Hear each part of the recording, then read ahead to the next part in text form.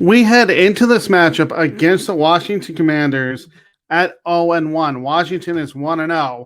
We didn't really start the Sean Payton era like we wanted to, but we don't want to start it with two losses straight at home. Against the Raiders, we scored 13 points in the first half. Hey, I liked it. It was a fairly fast start. Well, we didn't do well in the second half with only 3 points.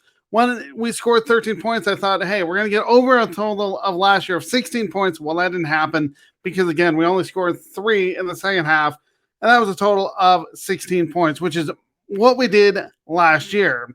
Looking at this game, though, against Washington, we need to run the football more. We did okay against the Raiders with 94 yards rushing and an average of 4.3 yards per carry. Running the football will open up the passing game. Now, Washington is going to try to use their pass rush to disrupt the passing game of Russell Wilson. We have to protect our quarterback. If we don't, Russell Wilson is in for a long game. Now, there were a few times against the Raiders where a free rusher came at Russell Wilson last week, but we were lucky he wasn't sacked more. We can't have Russell Wilson running for his life because those could be sacks or turnovers. Washington has a great defensive line that's going to create pressure. Just look at last week against the Arizona Cardinals. Washington had 3 sacks against Arizona. That doesn't count the amount of pressures they had.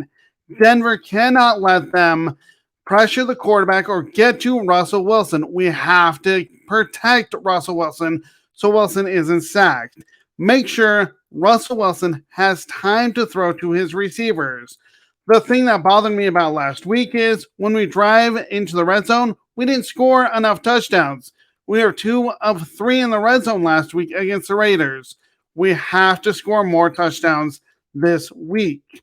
As for our defense, we did not create enough pressure on the Raiders, and Jimmy Garoppolo, their quarterback, had so much time to throw the football.